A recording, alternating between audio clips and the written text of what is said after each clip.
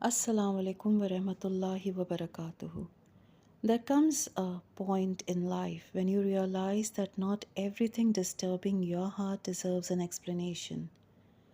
Not every accusation needs a defense, not every misunderstanding needs to be corrected, and not every person who knows how to provoke you deserves to know how deeply they can reach you. We often use the phrase protect your peace as though it means constructing a life where nothing uncomfortable is allowed to enter.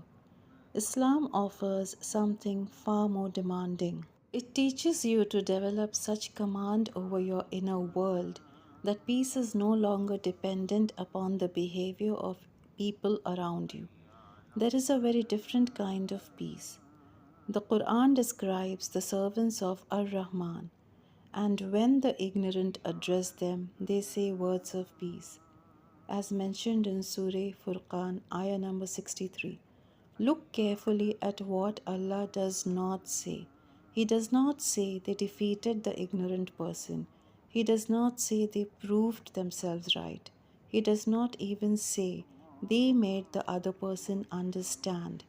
They simply refused to descend into the same state. Because sometimes protecting your peace is not about changing the conversation. It is about refusing to become a version of yourself that you will later have to recover from. And that is where Islamic wisdom differs from much of modern advice. Islam does not tell you to avoid everything uncomfortable. There are responsibilities that require patience, relationships that require difficult conversations, truth that must be spoken, injustice that may require you to stand. So, protecting your peace cannot mean I do not want anything that makes me uncomfortable.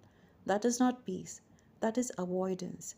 Sakinah is not the absence of difficulty, it is a steadiness Allah places within you while difficulty is still present.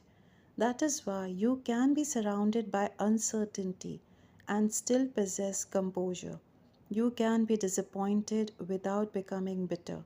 You can be angry without becoming unjust. You can be hurt without allowing that hurt to govern your tongue. You can walk away without turning your departure into a performance. Our Prophet ﷺ understood this restraint beautifully. He did not answer every insult. He did not turn every disagreement into a contest of superiority. And he taught us that strength is not simply what happens when you overpower another person. True strength includes the ability to restrain yourself when anger gives you permission to do otherwise. This matters psychologically too. Every argument you replay, every message you repeatedly reread, every person's opinion you obsess over, you are giving that person a portion of your attention. And attention is not an insignificant thing. What you repeatedly attend to becomes your inner life. It begins to occupy you. So, guarding your peace also means becoming selective about what receives your mental energy. Not every comment deserves analysis, not every silence requires interpretation. Not every change in someone's behavior requires you to investigate yourself. Sometimes the healthiest response is simply, Allah knows what happened.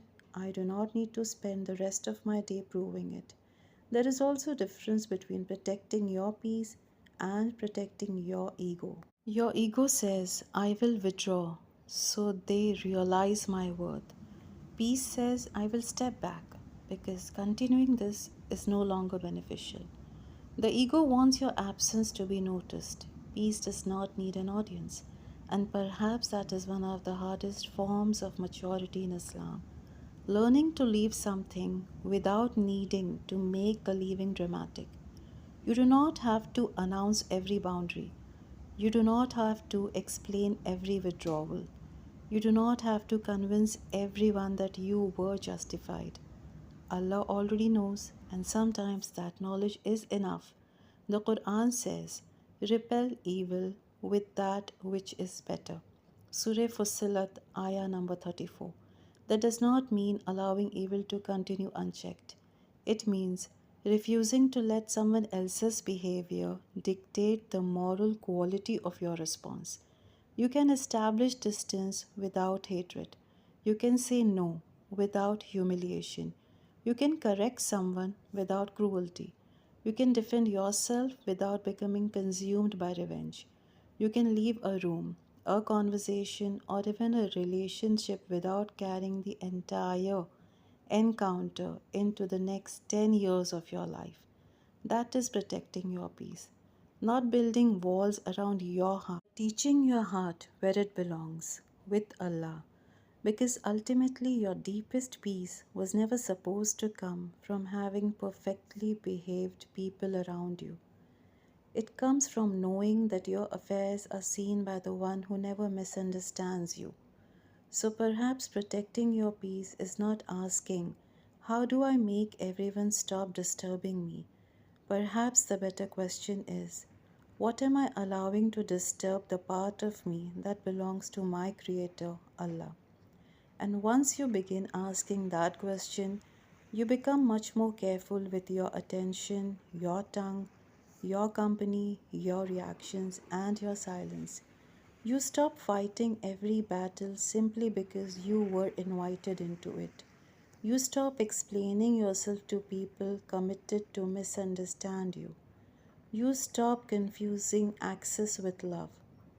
And you begin to understand something Islam has been teaching the heart all along. Peace is not always found by changing your circumstances. Sometimes it is found by deciding what no longer deserves a place inside you.